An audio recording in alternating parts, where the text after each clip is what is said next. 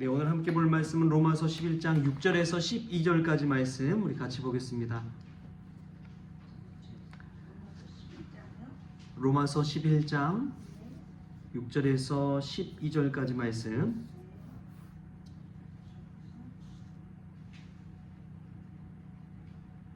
한 목소리로 읽겠습니다. 만일 은혜로 된 것이면 행위로 말미암지 않음이니 그렇지 않으면 은혜가 은혜되지 못하느니라. 그런즉 어떠하냐? 이스라엘이 구하는 그것을 얻지 못하고 오직 택하심을 입은 자가 얻었고 그 남은 자들은 우둔하여 졌느니라. 기록된 바 하나님이 오늘까지 그들에게 혼미한 신념과 보지 못할 눈과 듣지 못할 귀를 주셨다 함과 같으니라.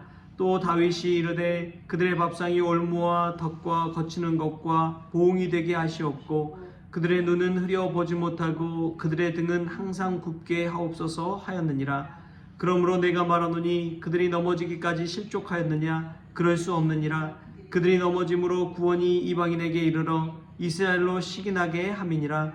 그들의 넘어짐이 세상의 풍성함이 되며 그들의 실패가 이방인의 풍성함이 되거든 하물며 그들의 충만함이리요. 아멘. 말씀 가운데 귀한 은혜가 저와 여러분에게 있기를 바랍니다. 사실 어제 참 비상경이라는 속보를 듣고 참 놀랐습니다. 갑자기 11시쯤에 윤 대통령의 비상경 소식을 속보로 접하고 잠을 청하지가 못했습니다. 잠이 잘 안 오더라고요. 국회에서 다행히 이제 비상해제 결의 요구안이 가결이 돼서 그 상황을 보고 나서 이제 좀 잠이 들었는데 또 오늘 보니까 비상경 해제하기로 그렇게 됐다고 합니다. 참 다행이라는 생각이 들고 참 놀라운 마음이 얼마나 크든지요. 예전에 군부 정권 시절에나 있었을 일이 지금 현실에도 벌어질 수 있구나라는 것을 생각해 볼 때에 참 놀라운 일입니다. 근데 저는 일상 가운데 정치 가운데도 그러한 일이 있지만 말도 안 되는 일이 있지만 저희들 신앙생활 할 때도 마찬가지라고 믿습니다. 때로는 정말 비상경과 같은 비현실적인 일이 영적으로도 일어날 수가 있는 것이지요. 유대인에게도 그러한 일이 일어났습니다. 사도 바울이 그것을 지적하고 있어요.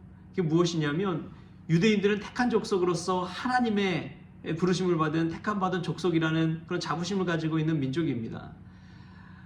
또 구약 성경에 보면 얼마나 많은 출애굽 사건이나 또 바벨론 포로기 사건이나 이런 크나큰 풍파 속에서도 이스라엘을 버리지 아니하시고 택하시고 들어 사용하시는 그러한 하나님의 구원 사건을 보게 됩니다. 바울은 똑같이 이방인 통해서도 하나님의 은혜의 사건이 일어날 수 있다는 것을 오늘 우리에게 말씀하고 있습니다. 유대인은 넘어질지라도 이방인은 풍성함을 얻게 된다는 사실이지요. 저는 이 말씀 속에서 생각해 본 것이 이 질량 보존의 법칙처럼 은혜 보존의 법칙이 있지 않나 하는 생각이 듭니다. 지금 기후온난화로 인해서 북극의 빙하가 녹고 있잖아요. 그러면 평소에 바다의 해수면이 어떻게 될까요? 높아지잖아요. 해수면이 상승하게 됩니다. 빙하가 녹기 때문에 해수면이 상승한 것이죠. 이처럼 유대인들의 이 부족함, 실족함이 하나님을 떠남이 오히려 이방인들에게 있어서는 기회가 되어서 은혜의 풍성함으로 다가올 수가 있다는 것이죠. 여러분, 우리 안에 하나님의 은혜가 있습니까? 우리 안에 하나님의 은혜가 없다면 또 누군가에게로 그 은혜가 흘러갔을 줄도 모릅니다. 바울은 이방인의 사도로서 이방인 사역을 하면서 또 유대인 지역을 넘어서서 유대인, 그 사마리아인, 또 소아시아와 유럽, 마게도냐, 로마 지역까지 복음을 증거하면서 이방인을 통해서 나타난 하나님의 은혜를 체험했습니다. 근데 그 은혜는 자신이 볼 때 어떤 것이냐? 행위로 말미암지 않고 온전히 하나님의 은혜로 말미암았다고 고백하고 있습니다. 6절 말씀에 이런 말씀이 나와요. 만일 은혜로 된 것이면 행위로 말미암지 않음이니 그렇지 않으면 은혜가 은혜되지 못하느니라. 아멘. 여러분, 우리의 행위를 따라서 하나님의 은혜 받았다고 고백하지 마십시오. 우리의 행위가 먼저가 아닙니다. 하나님의 은혜가 먼저인 줄 믿습니다. 우리가 무언가를 봉사할 수 있고, 우리가 무언가 예배에 참여하고, 우리가 열심히 하나님 앞에 기도하고, 근데 기도하기 이전에 이미 하나님의 은혜가 있어서 기도의 자리에 나올 수 있는 것이고, 우리가 뭔가 봉사하기 전에 하나님께서 부르셔서 은혜로 봉사할 수 있는 자리를 허락해 주셨다는 사실을 기억하십시오. 내가 무언가 행했다고 나의 공로로 인해서 나의 믿음과 나의 신앙이 높아지고 내가 무언가 된 것처럼 착각하지 마십시오. 하나님의 은혜로 된 것인 줄 믿습니다.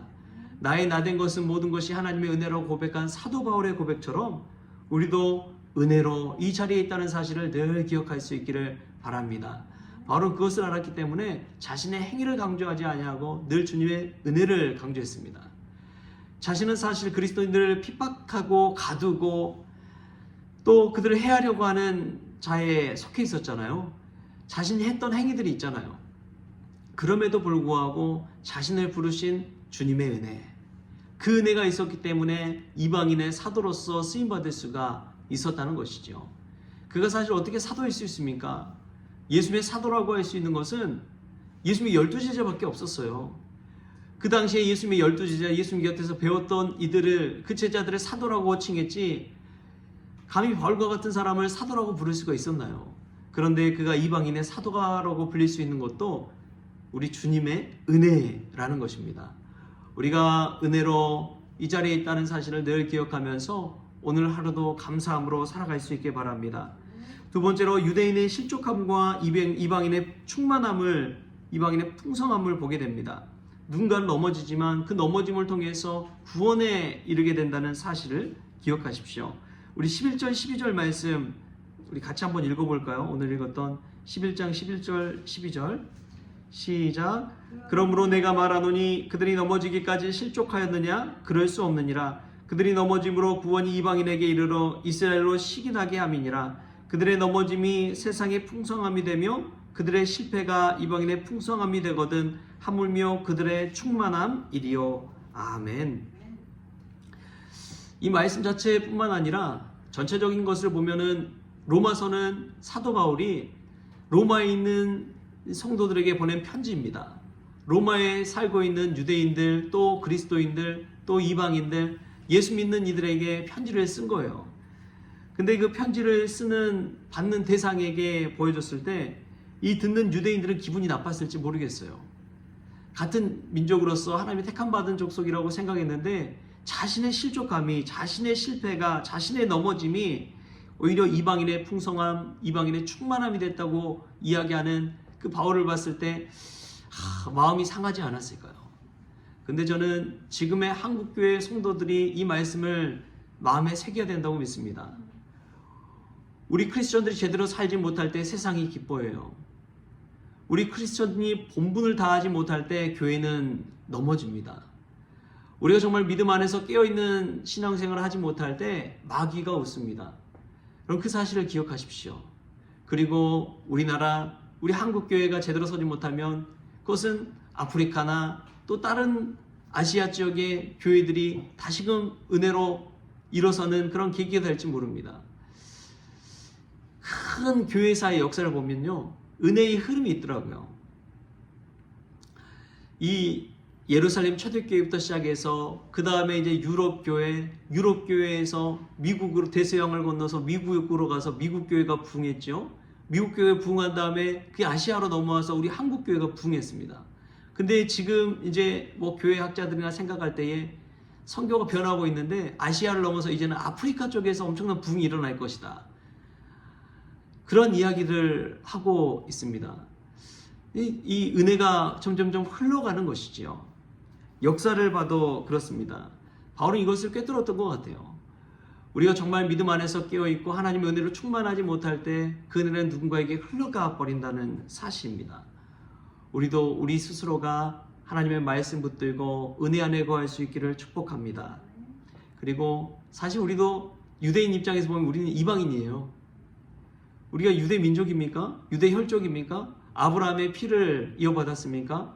아브라함의 자손이라고 할 수 있습니까? 그러나 예수 그리스도의 피로 말미암아 우리가 이방인의 풍성함, 은혜의 풍성함을 누리게 된 줄 믿습니다. 예수 믿는 자에게 풍성함을 준다는 것이 믿음이에요. 그것은 혈족을 따라 되는 것이 아닙니다. 공로를 따라 행위를 따라 되는 것이 아닙니다. 오늘 또 예수 그리스도의 이 보혈의 능력 안에서 이방인에게 주었던 그 충만한 은혜를 우리가 오늘 또 누리고 있다는 사실을 기억하십시오. 그 이방인의 충만함, 예수 그리스도의 보혈의 은혜 우리 안에 가득 담아서 정말 오늘 우리가 깨어서 우리 스스로가 하나님의 말씀대로 순종하는 인생을 살아갈 때 다른 누군가에게 사도 바울처럼 복음을 전할 수 있는 복음의 증거자들이 다 될 수 있기를 좋으신 예수님의 이름으로 축원합니다. 기도하겠습니다. 좋으신 하나님 감사합니다. 우리가 행위로 말미암지 않고 은혜로 택하심을 받았다는 사실을 기억하게 하시니 감사합니다. 내가 기도해서 된 것도 아니고 내가 공부해서 된 것도 아니고 내가 말씀 의지해서 된 것도 아니고 오직 주님께서 저희들을 불쌍히 여겨주셔서 은혜로 채워주셨다는 사실을 늘 잊지 않게 하여 주시옵소서.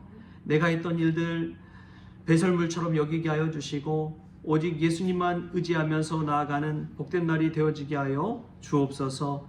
주님, 무엇보다도 유대인의 넘어짐이 이방인의 풍성함이 이른 것처럼 저희들도 아버지 하나님 그 은혜를 누리고 있다는 사실을 깨닫게 하여 주시고 이방인의 풍성한 혜택을 누릴 때에 오직 예수 그리스도의 보혈, 예수 그리스도의 공로만을 의지하며 오늘 살아갈 수 있는 우리 모두가 되어지게 하여 주옵소서. 무엇보다도 사도 바울이 이방인의 풍성함을 누리고 이방인의 사도로 쓰임받은 것처럼 저희들도 누군가에게 복음 증거하고 하나님의 살아계심을 선포할 수 있는 믿음의 종들 다 되어지게 하여 주옵소서. 감사하며 예수님의 이름으로 기도하옵나이다. 아멘. 우리 주님이 가르치신 기도로 오늘 새벽 기도를 마치겠습니다. 하늘에 계신 우리 아버지여, 이름이 거룩히 여김을 받으시오며 나라가 임하시오며 뜻이 하늘에서 이루어진 것 같이 땅에서도 이루어지이다. 오늘 우리에게 일용할 양식을 주시옵고 우리가 우리에게 죄진 자를 사하여 준 것 같이 우리 죄를 사하여 주시옵고 우리를 시험에 들게 하지 마시옵고 다만 악에서 구하시옵소서. 나라와 권세와 영광이 아버지께 영원히 있사옵나이다. 아멘.